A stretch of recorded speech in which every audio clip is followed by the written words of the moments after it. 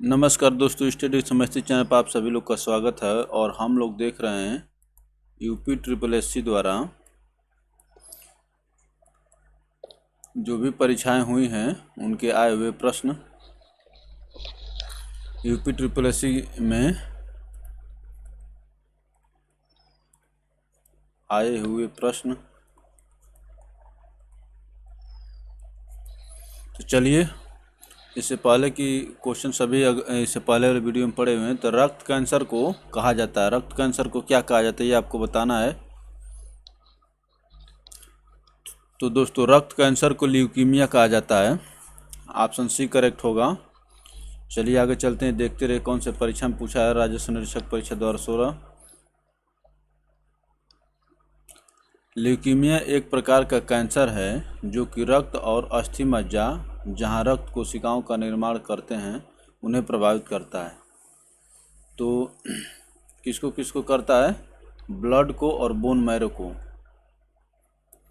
जो कि रक्त और अस्थि मज्जा, बोन मैरो, जहां रक्त कोशिकाओं का निर्माण होता है या करते हैं, उन्हें प्रभावित करता है। इसे साधारणतया रक्त कैंसर के नाम से भी संबोधित किया जाता है। तो ल्यूकेमिया को रक्त कैंसर भी कहा जाता है। चलिए आगे चलते हैं दोस्तों। निम्नलिखित में से कौन एक जीवाणु जनित रोग है? बताइए। बैक्टीरिया, बैक्टीरिया से होने वाला रोग बताइए। फटाफट आंसर करिए दोस्तों।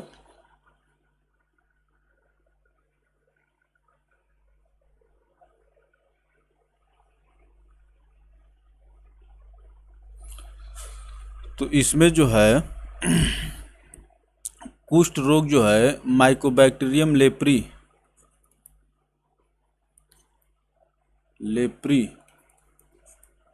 माइकोबैक्टीरियम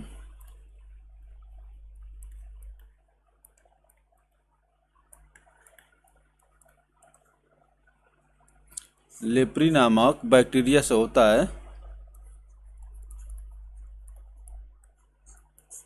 यही आपका आंसर होगा।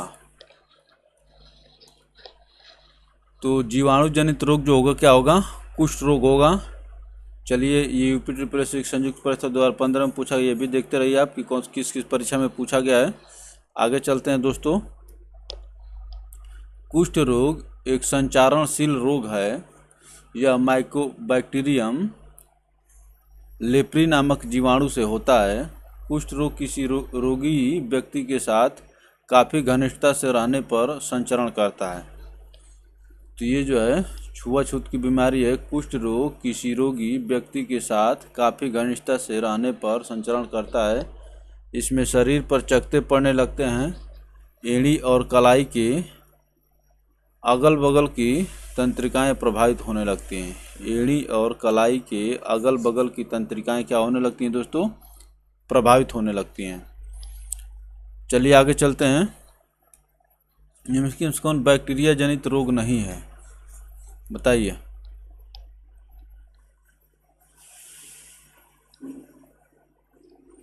कौन बैक्टीरिया से होने वाला रोग नहीं है?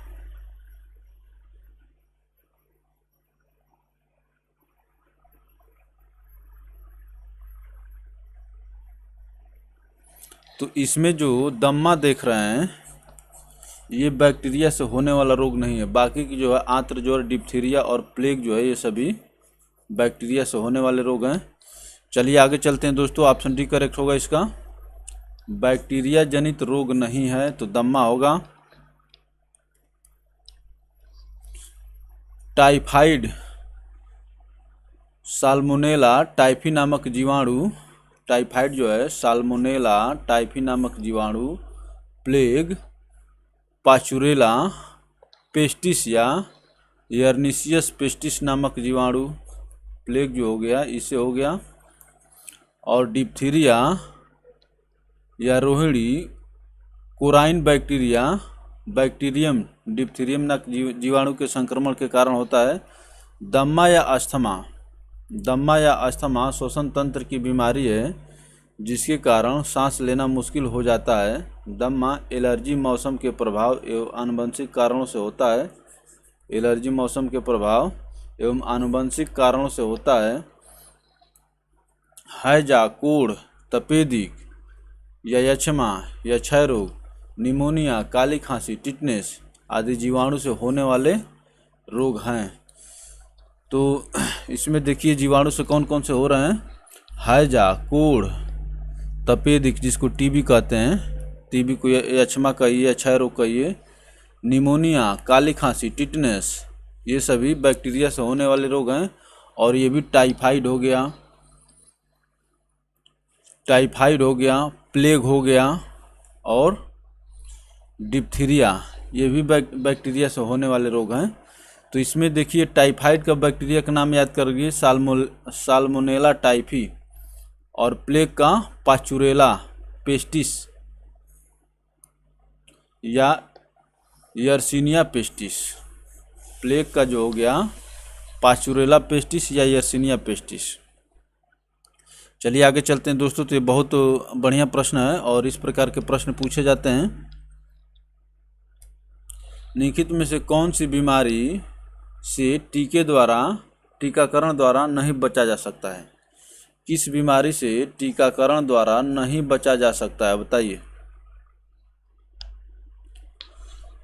तो ये जो देखे हैं, दम्मा जो था एक आनुवंशिक और एलर्जी की बीमारी थी। एलर्जी और आनुवंशिक,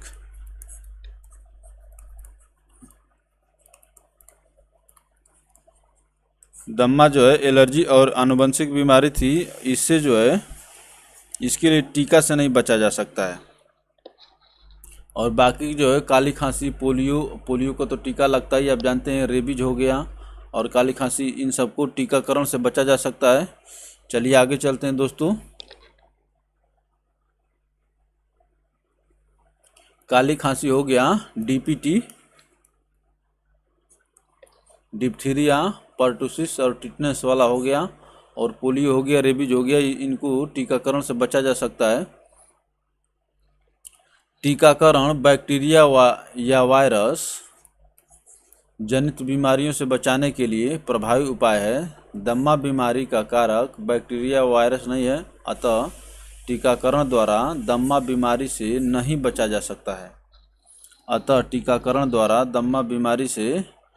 नहीं बचा जा सकता है। चलिए आगे चलेंगे दोस्तों। अस्पताल में निम्नलिखित में से किस विभाग में कैथ लैब होती है। किस विभाग में कैथ लैब होती है, बताइए।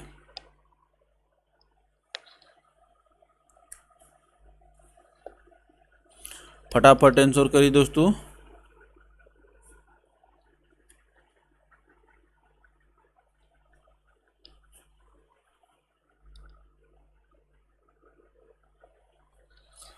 तो कैथ लैब जो होती है कार्डियोलॉजी विभाग में होता है। कार्डियोलॉजी माने जो हृदय वाला विभाग होता है, उसमें जो है हृदय विभाग,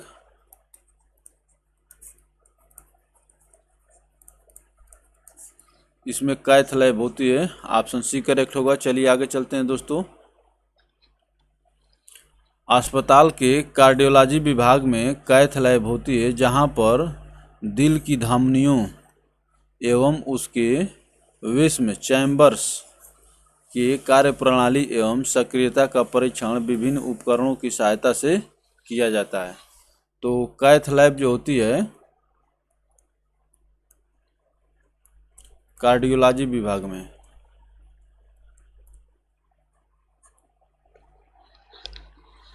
चलिए आगे चलते हैं दोस्तों। रिमझिम के चिकित्सक ने उसे संतृप्त वसा सैचुराइड फैट वाले भोजन का अधिक सेवन न करने की सलाह दी। यदि रिमझिम अपने चिकित्सक की सलाह का पालन नहीं करती है तो उसे निम्नलिखित में से किसका खतरा हो सकता है। सैचुरेटेड फैट, बताइए। रिमझिम के डॉक्टर उससे सलाह देते हैं कि भाई संतृप्त वसा वाला भोजन मत करिए। और अगर रिमझिम अपने डॉक्टर की सलाह नहीं मानती है और संतृप्त वसा खाती है तो उसको कौन सी बीमारी हो सकती है बताइए। तो ये होगा दोस्तों हृदय रोग। ऑप्शन बी करेक्ट होगा, सेचुरेटेड फैट।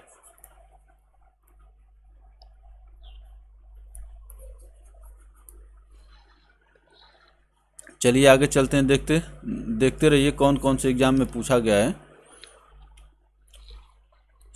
संतृप्त वसाओं, जंतु वसाओं के अधिक सेवन से रुधिर वाहिनियों की दीवार के भीतरी स्तर पर वसा का जमाव होने लगता है। रुधिर वाहिनियों की दीवार के भीतरी स्तर पर वसा का जमा होने लगता है। इससे सामान्य रुधिर संचरण बाधित होने लगता है। इस रोग को एथेरोस्क्लेरोसिस कहते हैं। इसके कारण हृदय की गति रुकने से रोगी की मृत्यु हो सकती है। इस रोग को एथेरोस्क्लेरोसिस कहते हैं। इसके कारण हृदय की गति रुकने लगती है और रोगी की क्या हो जाती है, मृत्यु हो जाती है। तो याद करिएगा, एथेरोस्क्लेरोसिस रोग जो हृदय से संबंधित है। ट्रांस वसा के कारण निम्नलिखित में से किसमें वृद्धि होती है। ट्रांस वसा के कारण किसमें वृद्धि होती है, ये आपसे पूछ रहा है। बताइए दोस्तों फटाफट। ट्रांस वसा के कारण जो है खराब कोलेस्ट्रॉल दो प्रकार का होता है, अच्छा कोलेस्ट्रॉल, खराब कोलेस्ट्रॉल। तो ट्रांस फैट जो आप लेते हैं तो उसके कारण खराब कोलेस्ट्रॉल बनता है और उसी की वृद्धि होती है। तो यही प्रश्न पूछ रहा है आपसे कि ट्रांस वसा के कारण निम्नलिखित में से किस में वृद्धि होती है, तो खराब कोलेस्ट्रॉल में वृद्धि होती है। चलिए और आगे चलते हैं दोस्तों।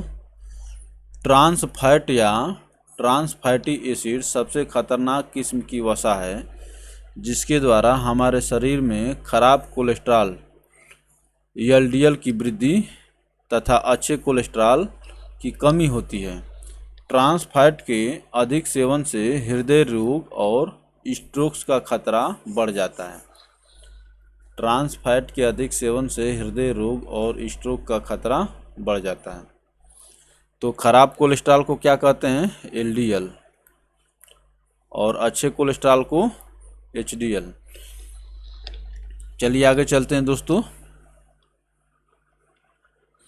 निम्नलिखित में से कौन से मधुमेह के लक्षण नहीं हैं, बताइए। मधुमेह के लक्षण कौन कौन से नहीं हैं, तो बहुत प्यास लगना, थकान महसूस करना, वजन घटना, ये सब जो है मधुमेह के लक्षण है। लेकिन सांस की कमी जो है मधुमेह की लक्षण नहीं है, और यही आपको क्या होगा, उत्तर होगा। बहुत प्यास लगना, थकान महसूस करना, वजन घटना, ये सब जो है मधुमेह के लक्षण हैं। चलिए आगे चलते हैं दोस्तों। मधुमेह जिसको अंग्रेजी में डायबिटीज कहते हैं।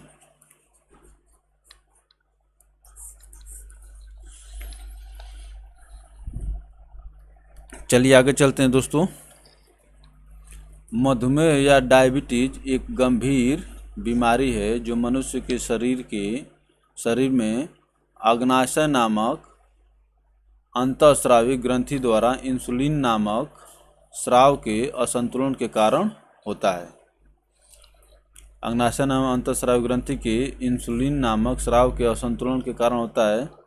इसके निम्न लक्षण हैं, थकान महसूस करना, बहुत प्यास लगना, वजन कम होना, भूख अधिक लगना, मूत्र बार बार एवं अधिक मात्रा में होना, पानी जब ज़्यादा पिएंगे तो होगा ही, मूत्र बार बार एवं अधिक मात्रा में होना, शरीर में फोड़े फुंसियाँ बार बार निकलना तथा शरीर में घाव या फोड़ा होने पर घाव जल्दी न भरना आदि मधुमेह को अपने जीवन शैली में बदलाव लाकर व्यायाम, दवा एवं कुछ प्रमुख सब्जियों करेला के सेवन से रोका जा सकता है।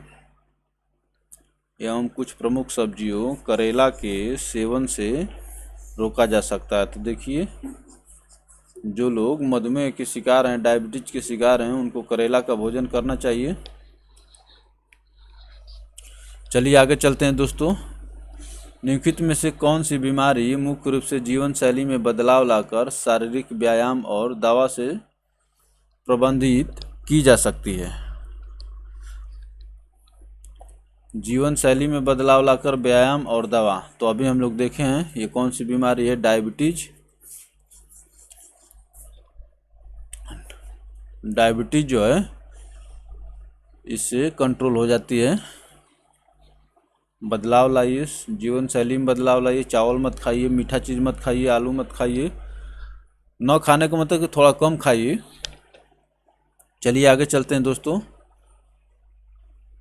इंसुलिन के अतिस्रावण से कौन सा रोग होता है? इंसुलिन के अतिस्रावण से कौन सा रोग होता है?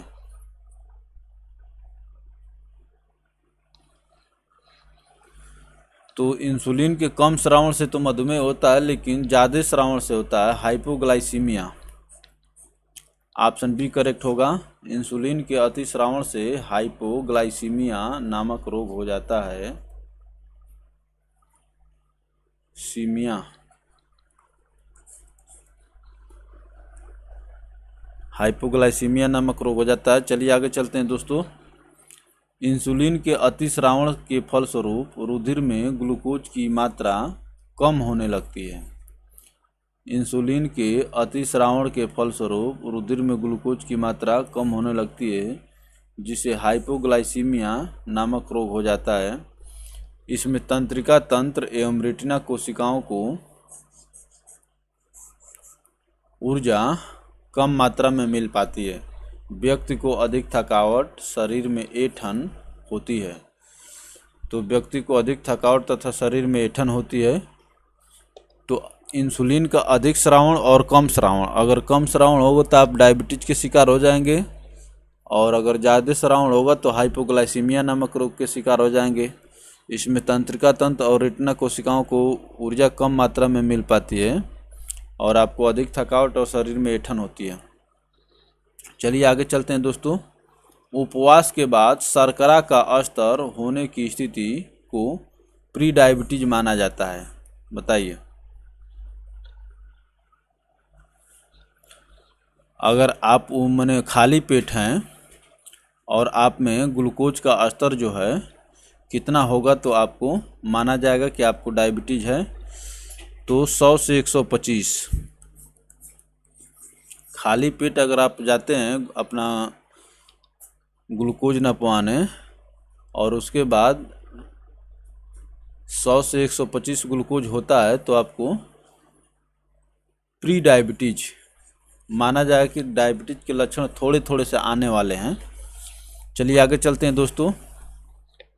उपवास के बाद शर्करा का स्तर 100 से 125 मिलीग्राम प्रति डेसीलीटर होने की स्थिति को प्री डायबिटीज माना जाता है, जबकि उपवास के बाद शर्करा का स्तर 140 से 199 मिलीग्राम प्रति डेसीलीटर या इससे अधिक होने पर व्यक्ति मधुमेह या डायबिटीज का रोगी माना जाता है। तो 100 से 125 जो है संकेत कर रहा है कि आप डायबिटीज होने वाली है। उसके बाद जो है 140 से 199 ये बता रहा है कि आपको लगभग डायबिटीज हो गई है। चलिए आगे चलते हैं दोस्तों। इनमें से कौन मस्तिष्क और रीढ़ की हड्डियों को घेरने वाले पतले ऊतक में होने वाली सूजन है? मस्तिष्क और रीढ़ की हड्डियों को घेरने वाले पतले ऊतक में होने वाली सूजन है। बताइए दोस्तों।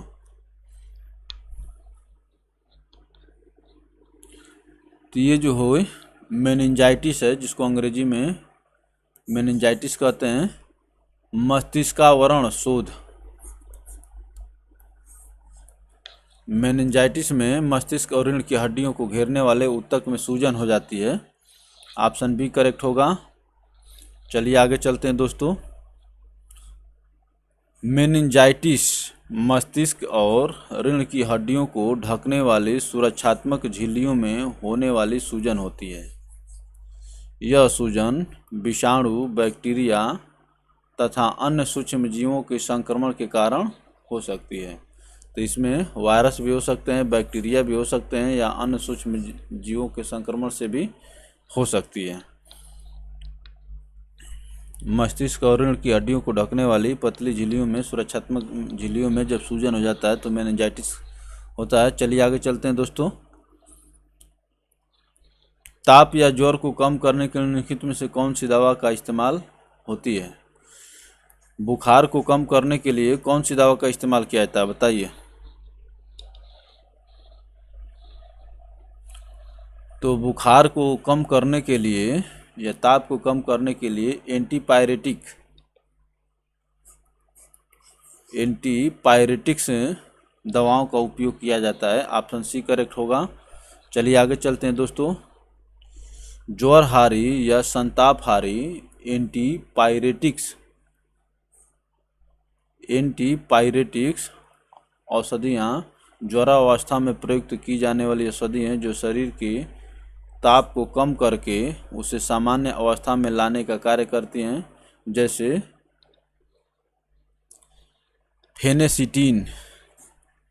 फेनेसिटीन, एंटीपायरिडीन, एमिनोपायरिन।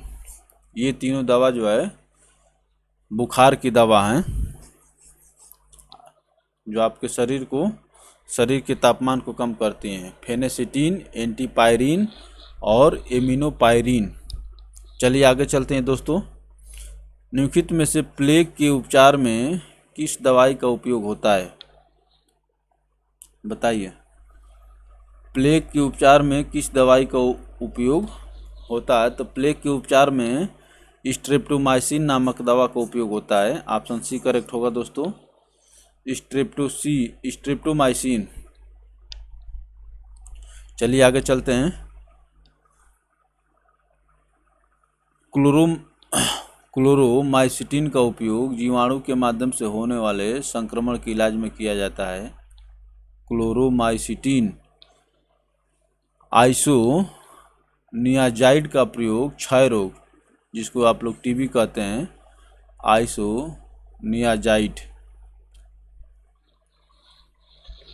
आइसोनियाजाइड का प्रयोग क्षय रोग या ट्यूबरकुलोसिस को उपचार में किया जाता है।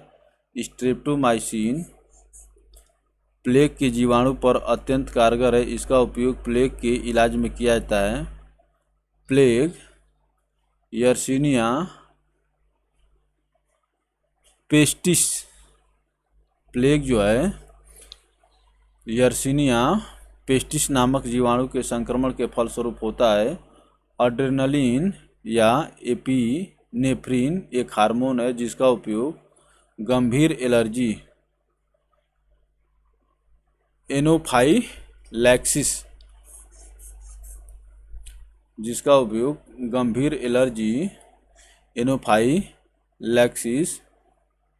पूर्ण हृदय रोधी, कार्डियक अरेस्ट एवं सतही खून के बहाव के इलाज के लिए किया जाता है। तो ये सब दवाओं का नाम दिया है। एड्रेनलिन या एपिनेफ्रिन एक हार्मोन है जिसका उपयोग गंभीर एलर्जी या एनोफाइलैक्सिस और कार्डियक अरेस्ट या और सतही खून के बहाव के इलाज के लिए किया जाता है। तो इसको देख लेंगे, बहुत अच्छा दिया हुआ है। क्लोरोमाइसिटिन का उपयोग जीवाणु के माध्यम से होने वाले संक्रमण में किया जाता है। और आइसोनियाजाइड का प्रयोग जो है टीबी के उपचार में किया जाता है। स्ट्रेप्टोमाइसिन का प्रयोग जो है प्लेग के जीवाणु पर अत्यंत कारगर है। और प्लेग यर्सीनिया पेस्टिस नामक जीवाणु के संक्रमण के फलस्वरूप होता है। इसको याद रखेंगे, प्लेग का ये बैक्टीरिया है, यर्सीनिया पेस्टिस। चलिए आगे चलते हैं दोस्तों। गायों और भैंसों में एंथ्रेक्स फैलाने के लिए निम्नलिखित में से कौन सा प्रेरक एजेंट जिम्मेदार होता है, बताइए। गायों और भैंसों में एंथ्रेक्स फैलाने के लिए निम्नलिखित में से कौन सा प्रेरक जिम्मेदार होता है?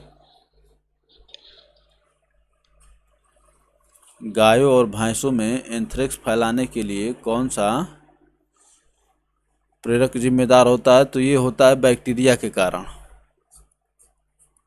ऑप्शन बी करेक्ट होगा। चलिए आगे चलते हैं दोस्तों। एंथ्रेक्स एक खतरनाक एवं जानलेवा रोग है। यह मानव एवं पशु दोनों को संक्रमित करता है। मानव एवं पशु दोनों को संक्रमित करता है। इसका कारण बैसिलस एंथ्रेसिस नामक जीवाणु है। बैसिलस एंथ्रेसिस नामक जीवाणु है। सर्वप्रथम फ्रांसीसी वैज्ञानिक लुई पास्चर ने एंथ्रेक्स के पहले प्रभावी वैक्सीन का निर्माण किया था। फ्रांसीसी वैज्ञानिक लुई पास्चर ने एंथ्रेक्स के पहले प्रभावी वैक्सीन का निर्माण किया था। चलिए आगे चलते हैं दोस्तों। तो एंथ्रेक्स एक खतरनाक एवं जानलेवा रोग है। यह मानव एवं पशु दोनों को संक्रमित करता है। एंथ्रेक्स के टीकाकरण की खोज किसने की थी? अभी हम लोग देखें एंथ्रेक्स के टीकाकरण की खोज किसने की थी। तो एंथ्रेक्स का टीका जो है खोजने वाले हैं लुई पास्चर। और एंथ्रेक्स नामक बीमारी जो है किस बैक्टीरिया के कारण होती है? Bacillus anthracis. बैसिलस एंथ्रेसिस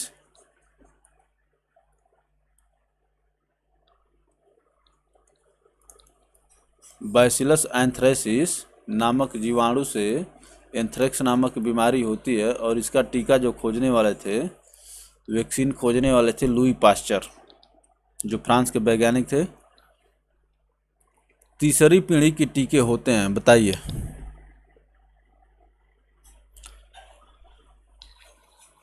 तीसरी पीढ़ी के टीके होते हैं, कैसे होते हैं?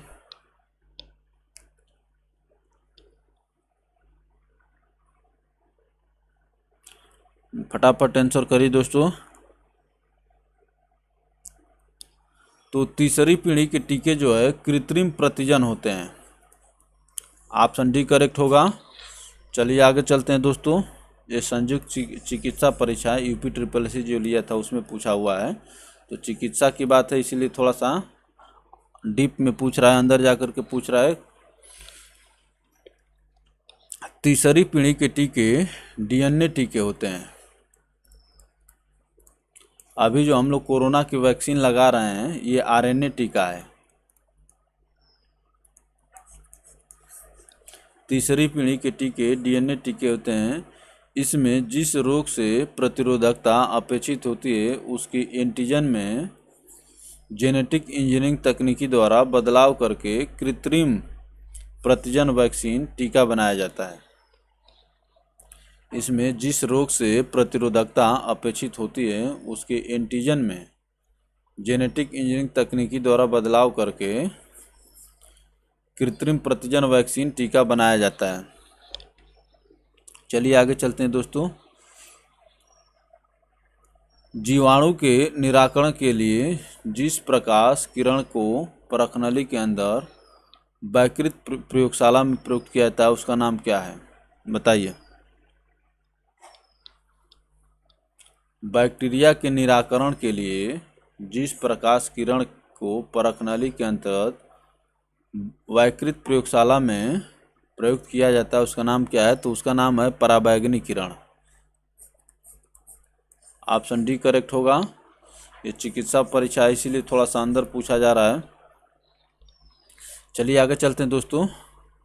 पराबैंगनी विकिरण की खोज जर्मन वैज्ञानिक जोहान रिटर ने किया था। ये तरंगें सूर्य के प्रकाश, स्पार्क आदि से उत्पन्न होती हैं। सूर्य के प्रकाश या स्पार्क आदि से उत्पन्न होती हैं।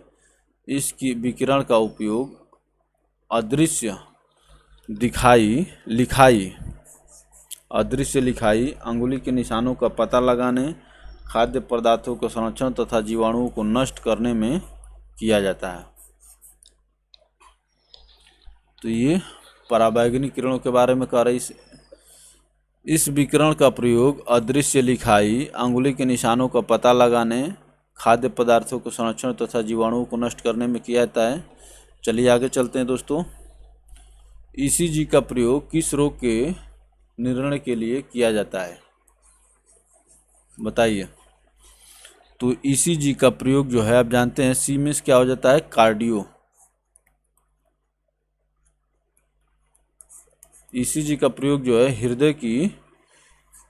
हृदय संबंधी रोग विकारों का पता लगाने के लिए किया जाता है, या हृदय की कमजोरी। ऑप्शन बी करेक्ट होगा। चलिए आगे चलते हैं दोस्तों। इलेक्ट्रोकार्डियोग्राम। इलेक्ट्रोकार्डियोग्राम एक उपकरण है जिससे हृदय की गतिविधि मापी जाती है। यह उपकरण आवेगों को एक ग्राफ के रूप में कागज पर व्यक्त करता है, जिसे इलेक्ट्रोकार्डियोग्राफ कहते हैं। यदि इस ग्राफ में कोई अनियमितता पाई जाती है तो वह हृदय रोग को प्रदर्शित करता है। इस ग्राफ में कोई अनियमितता पाई जाती है तो वह हृदय रोग को प्रदर्शित करता है। तो ईसीजी का प्रयोग जो है हृदय संबंधी बीमारियों का पता लगाने के लिए किया जाता है। चलिए आगे चलते हैं दोस्तों। पैरासीटामॉल है। पैरासीटामॉल एक क्या है बताइए। तो पैरासीटामॉल जो है एक प्रतितापक या दर्दनाशक है। प्रतितापक या दर्दनाशक। ऑप्शन ए करेक्ट होगा दोस्तों। पैरासीटामॉल प्रतितापक या दर्दनाशक है। तो प्रतितापक यहाँ पर भी दिया हुआ है, लेकिन ये पैरासीटामॉल का दर्दनाशक के भी रूप में प्रयोग किया। देखिए यहाँ पर प्रतितापक भी दिया, दर्दनाशक भी दिया हुआ है, लेकिन पैरासीटामॉल का प्रयोग जो है दोनों में किया जाता है और दोनों ऑप्शन में दिया है यहाँ पर। तो ऑप्शन ए करेक्ट होगा। चलिए आगे चलते हैं दोस्तों। रासायनिक पदार्थ जिनका प्रयोग रोग के निदान, दर्द निवारण आदि में किया जाता है, मेडिसिन और ड्रग्स कहलाती है। पैरासीटामॉल एक ज्वरनाशक और पीड़ाहारी या दर्दनाशक औषधि है। तो बुखार और दर्द दोनों में काम करता है पैरासीटामॉल। ज्वरनाशक या प्रतितापक और पीड़ाहारी या दर्दनाशक औषधि है। हमारे शरीर में प्रतिरोध तंत्र का शमन किस बीमारी के द्वारा होता है। प्रतिरोध तंत्र का शमन किस बीमारी के द्वारा होता है। आपकी शरीर की प्रतिरोधक क्षमता किस बीमारी के द्वारा कम की जाती है। तो एड्स जो है आपको डायरेक्ट मारता नहीं है, लेकिन आपके शरीर की प्रतिरोधक क्षमता इतना कम कर देगा कि आप रोग से ग्रसित होकर मर जाएंगे। ऑप्शन ए करेक्ट होगा। चलिए आगे चलेंगे दोस्तों। एड्स एक विषाणु जनित रोग है जिसके लिए रेट्रोवायरस समूह का विषाणु उत्तरदायी है। इससे शरीर की रोग प्रतिरोधक क्षमता क्षीण हो जाती है। एचआईवी के संक्रमण से शरीर की प्रतिरक्षा प्रणाली से संबंधित टी लिम्फोसाइट नामक श्वेत रक्त कोशिकाएं नष्ट हो जाती हैं। टी लिम्फोसाइट नामक श्वेत रक्त कोशिकाएं नष्ट हो जाती हैं। एड्स रोग की पहचान के लिए वेस्टर्न ब्लॉट या एलिसा परीक्षण किया जाता है। एड्स रोग की पहचान के लिए याद रखेंगे ये वेस्टर्न ब्लॉट या एलिसा। एलिसा ज़्यादा चर्चित है।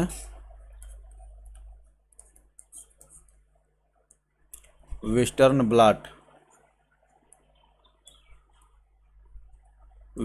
ब्लॉट या एलिसा परीक्षण किया जाता है। और आप जानते हैं कि WBC जो है आपकी रोग प्रतिरोधक क्षमता बढ़ाती है। इसी के टी लिम्फोसाइट को नष्ट करता है। HIV का वायरस जो है आपके WBC के टी लिम्फोसाइट नामक श्वेत रक्त कोशिका नष्ट हो जाती है। चलिए आगे चलते हैं दोस्तों। बहुऔषधि चिकित्सा किसके संक्रमण के लिए है। बहुऔषधि चिकित्सा किसके संक्रमण के लिए है। मल्टी ड्रग थेरेपी, इसको अंग्रेजी में कहते हैं multi drug therapy. Multi drug therapy जो है किसके संक्रमण के लिए बताइए। तो ये जो है कोढ़ में दी जाती है। कोढ़ जो होता है उसमें जो है मल्टी ड्रग, जिसको अंग्रेजी में लेप्रोसी कहते हैं,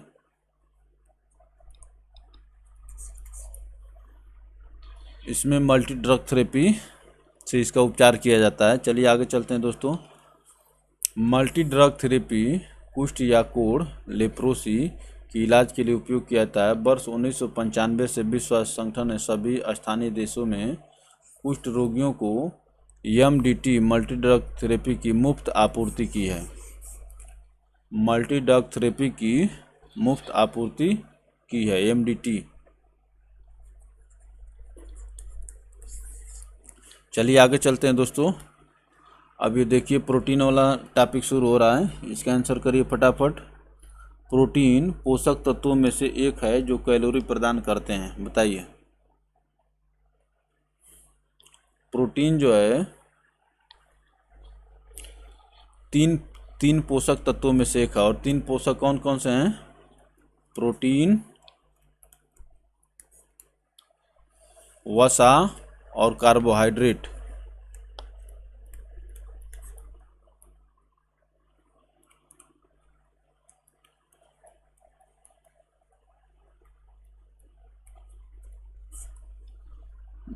प्रोटीन जो है, प्रोटीन, वसा और कार्बोहाइड्रेट पोषक तत्वों में से, अर्थात तीन पोषक तत्वों में से एक है जो कैलोरी प्रदान करते हैं। तो ऑप्शन बी करेक्ट होगा इसका। चलिए आगे चलते हैं दोस्तों। प्रोटीन, वसा और कार्बोहाइड्रेट।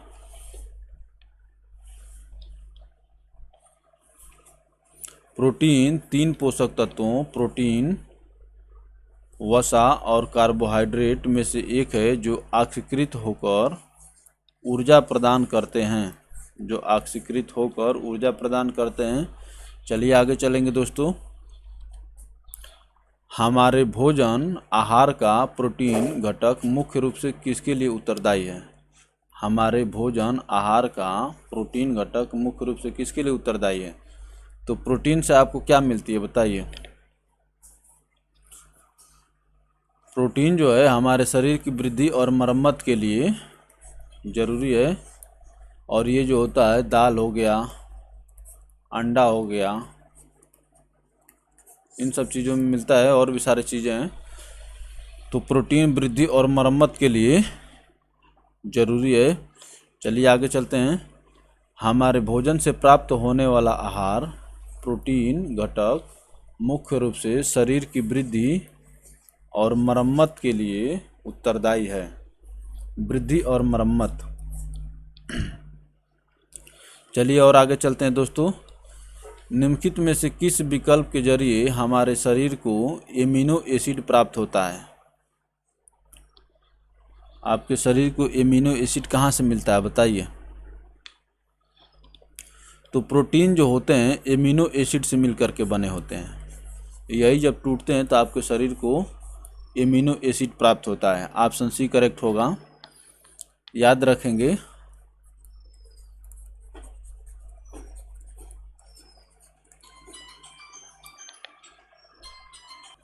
तो दोस्तों ये बहुत महत्वपूर्ण पूछा जाता है। तो एमिनो एसिड से मिलकर के प्रोटीन बने होते हैं, और यही प्रोटीन हमारे शरीर को एमिनो एसिड प्रदान करते हैं। चलिए आगे चलते हैं। हमारे शरीर को प्रोटीन के जरिए एमिनो एसिड प्राप्त होता है। और आगे चलेंगे। निम्नलिखित में से कौन सा कंडीशनल एमिनो एसिड है? कंडीशनल अमीनो एसिड है, बताइए दोस्तों फटाफट। तो कंडीशनल एमिनो एसिड आर्जिनिन को कहते हैं। ऑप्शन डी करेक्ट होगा। आर्जिनिन को कंडीशनल एमिनो एसिड कहते हैं। चलिए आगे चलते हैं। एमिनो अम्ल प्रोटीन निर्माण के घटक होते हैं। एमिनो अम्ल प्रोटीन निर्माण के घटक होते हैं। मानव शरीर में प्रोटीन निर्माण में लगभग 20 एमिनो अम्ल शामिल होते हैं, जिनमें से 9 एमिनो अम्ल को मानव शरीर संश्लेषित नहीं कर सकता है। अतः ये आहार में अनिवार्य इसेंशियल अमीनो अम्ल कहलाते हैं। शेष 11 अमीनो अम्लों में से 8 ऐसे होते हैं जो कंडीशनली अनिवार्य होते हैं। शेष 11 अम्लों में से 8 ऐसे होते हैं जो कंडीशनली अनिवार्य होते हैं, अर्थात उनका शरीर में संश्लेषण सीमित परिस्थितियों में होता है और कतिपय स्थितियों में उन्हें आहार में लेना अनिवार्य होता है। आर्जिनिन कंडीशनल एमिनो एसिड है। आर्जिनिन जो है कंडीशनल एमिनो एसिड है। ग्लूटेमिक एसिड, एस्पार्टिक एसिड और अल्निन नॉन इसेंशियल अमीनो अम्लों में शामिल है, अर्थात इनका शरीर द्वारा संश्लेषण पर्याप्त मात्रा में होता है। तो कंडीशनल में कौन हो गया? आर्जिनिन एसिड हो गया। आर्जिनिन अमीनो अम्ल को कंडीशनल कहा जाता है। चलिए आगे चलते हैं दोस्तों। प्रोटीन का उत्कृष्ट और सस्ता स्रोत है तथा कम कैलोरी वाले शाकाहारी भोजन का अच्छा विकल्प है। क्या है बताइए?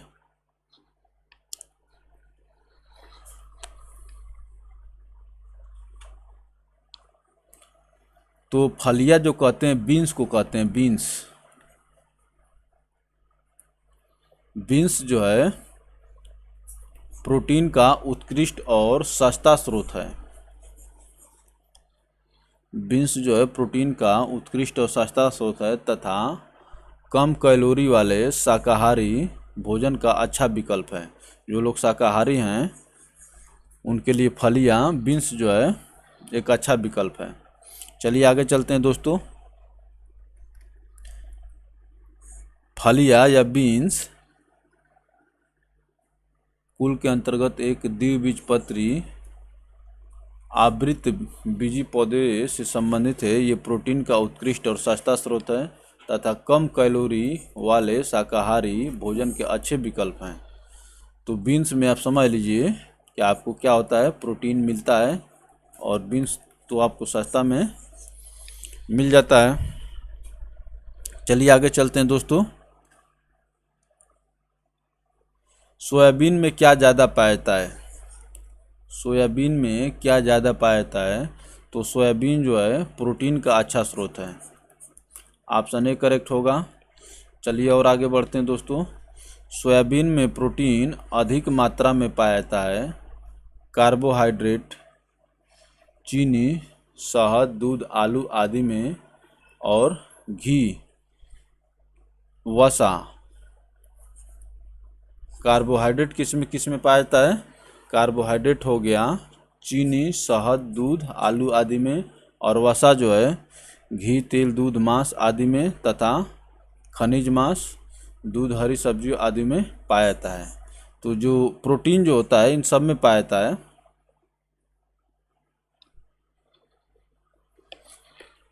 चलिए आगे चलते हैं दोस्तों।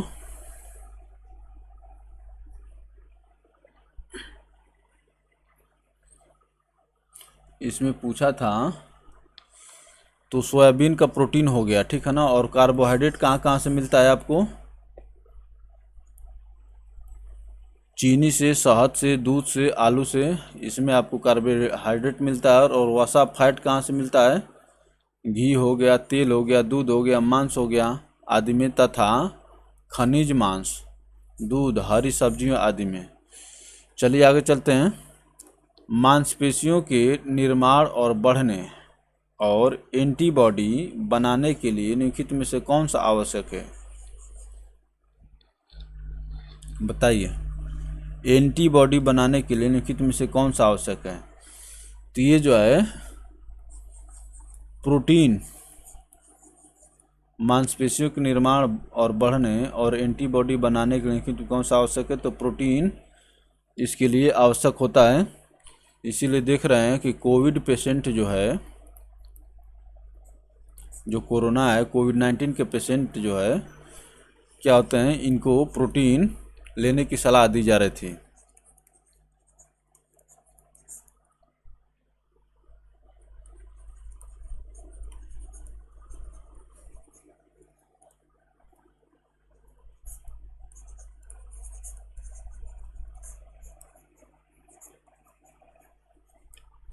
चलिए आगे चलते हैं दोस्तों। प्रोटीन जीव जंतुओं के शरीर का निर्माण सामग्री है। मांसपेशियों के निर्माण, वृद्धि तथा एंटीबॉडी बनाने के लिए यह अति आवश्यक है। इसकी कमी से शारीरिक विकास, वृद्धि पर प्रतिकूल प्रभाव पड़ता है तथा एंटीबॉडी का निर्माण न होने से प्रतिरोधक क्षमता का भी ह्रास होता है। एंटीबॉडी का निर्माण न होने से प्रतिरोधक क्षमता का भी ह्रास होता है। चलिए और आगे चलते हैं दोस्तों। गेहूं में प्रोटीन का प्रतिशत कितना होता है? गेहूं में प्रोटीन का प्रतिशत कितना होता है? तो गेहूं में प्रोटीन जो है 12% पाया जाता है। ऑप्शन सी करेक्ट होगा। गेहूं में प्रोटीन 12% पाया जाता है। चलिए और आगे चलते हैं दोस्तों। गेहूं में लगभग 12% प्रोटीन पाया जाता है। दालें किसका अच्छा स्रोत होती हैं? तो दालें जो हैं प्रोटीन का अच्छा स्रोत होती हैं। ऑप्शन सी करेक्ट होगा। चलिए और आगे चलते हैं। दालें मुख्य रूप से प्रोटीनों का अच्छा स्रोत होती हैं। सबसे सुपाच्य प्रोटीन मूंग की दाल में पाया जाता है। सबसे सुपाच्य, अतः इसका उपयोग रोगियों को भोजन के रूप में देने हेतु किया जाता है। मूंग की दाल सबसे सुपाच्य प्रोटीन जो है मूंग की दाल में पाया जाता है। चलिए और आगे चलते हैं। हीमोग्लोबिन लाल रक्त कोशिकाओं के अंदर का एक प्रोटीन है और यह निम्न में किसका वहन करता है? तो हीमोग्लोबिन जो है आप जानते हैं कि ऑक्सीजन का वहन करता है। हीमोग्लोबिन जो है ऑक्सीजन का वहन करता है।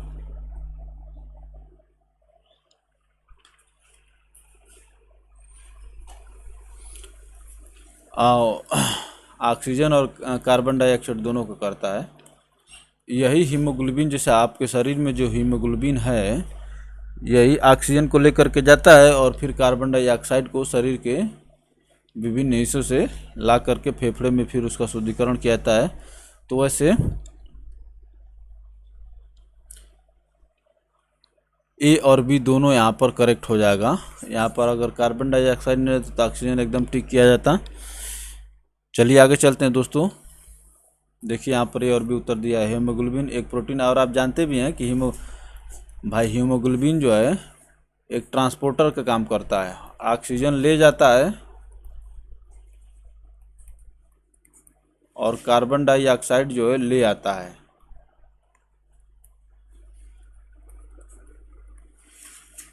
जो मानव रक्त में पाया जाता है यह ऑक्सीजन और कार्बन डाइऑक्साइड का परिवहन करता है, ट्रांसपोर्टर का काम करता है। इसमें हीम नामक लाल रंग का पदार्थ पाया जाता है जो इसे लाल रंग प्रदान करता है। एक सामान्य व्यक्ति में हीमोग्लोबिन की मात्रा 15 ग्राम प्रति 100 मिली रुधिर होती है। तो यूपी ट्रिपल ने उत्तर पर पूर्ण अंक प्रदान किया। तो जब गलत उत्तर पूछेगा तो पूर्ण अंक प्रदान करना ही पड़ेगा। एक सामान्य व्यक्ति में हीमोग्लोबिन की मात्रा 15 ग्राम प्रति 100 मिली रुधिर होती है। चलिए आगे चलते हैं दोस्तों। हमारे शरीर में ऑक्सीजन का परिवहन एक प्रोटीन द्वारा होता है जिसका नाम है, क्या नाम है बताइए? वही अभी हम लोग देखे हैं, हीमोग्लोबिन। हमारे शरीर में रुधिर का परिवहन एक प्रोटीन द्वारा होता है जिसका नाम है हीमोग्लोबिन। की कमी से क्वाशिओर्कर नामक विकार उत्पन्न हो जाता है। किसकी कमी से क्वाशिओर्कर होता है बताइए? तो विटामिन डी की प्रोटीन की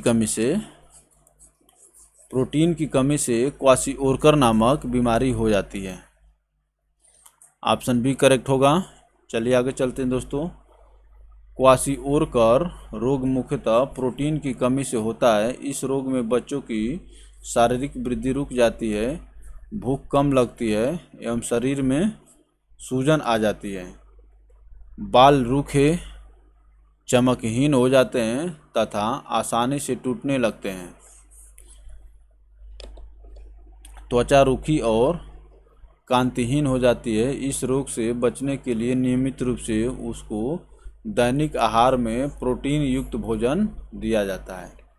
तो क्वाशिओर्कर जो है एक प्रोटीन युक्त बीमारी है और इसमें जो है शरीर की वृद्धि रुक जाती है, भूख कम लगती है, शरीर में सूजन आ जाती है। ये सब बीमारियां होती हैं। बाल भी टूटने लगते हैं, आपकी त्वचा पर भी चमक भी गायब भी हो जाती है। प्रोटीन की कमी का कारण निम्नलिखित में से कौन सी बीमारी होती है? प्रोटीन की कमी के कारण निम्नलिखित में से कौन सी बीमारी होती है? तो अभी देखा गया है कौन सी बीमारी होती है, क्वाशियोरकर नामक बीमारी होती है। ऑप्शन बी करेक्ट होगा। चलिए आगे चलते हैं दोस्तों। निम्नलिखित में से कौन सी बीमारी प्रोटीन के कारण होती है? या ऊर्जा कुपोषण, जिसको PEM कहा जाता है। तो बताइए, प्रोटीन की कमी के कारण कौन सी बीमारी होती है? तो प्रोटीन की कमी के कारण क्वाशियोरकर नामक बीमारी होती है। ऑप्शन बी करेक्ट होगा। चलिए और आगे चलते हैं। यकृत के विषहरण के दूसरे चरण के दौरान के अणु अपशिष्टों के साथ संलग्न हो जाते हैं, उन्हें शरीर से बाहर निकाल दिया जाता है। बताइए, यकृत के विषहरण के दूसरे चरण के दौरान प्रोटीन के अणु अपशिष्टों के साथ संलग्न हो जाते हैं। यहाँ पर प्रोटीन आएगा, प्रोटीन के अणु अपशिष्टों के साथ संलग्न हो जाते हैं और उन्हें शरीर से बाहर निकाल दिया जाता है। ऑप्शन डी करेक्ट होगा। चलिए आगे चलते हैं दोस्तों। मंडी परिषद 2018 सेकेंड शिफ्ट का क्वेश्चन था। यकृत मानव शरीर की सबसे बड़ी ग्रंथि है, इसका भार लगभग 1.5 किलोग्राम होता है।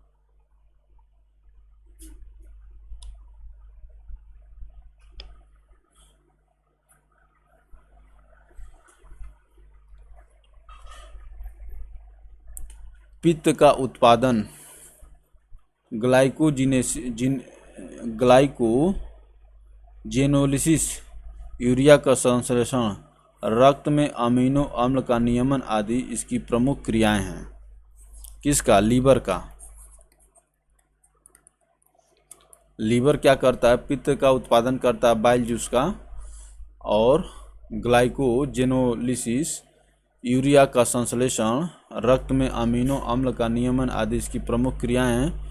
यह विषहरण में भी प्रमुख भूमिका निभाता है। यकृत के विषहरण के दूसरे चरण के दौरान प्रोटीन के अणु अपशिष्टों के साथ संलग्न हो जाते हैं और उन्हें शरीर से बाहर निकाल दिया जाता है। प्रोटीन के अणु अपशिष्टों के साथ संलग्न हो जाते हैं।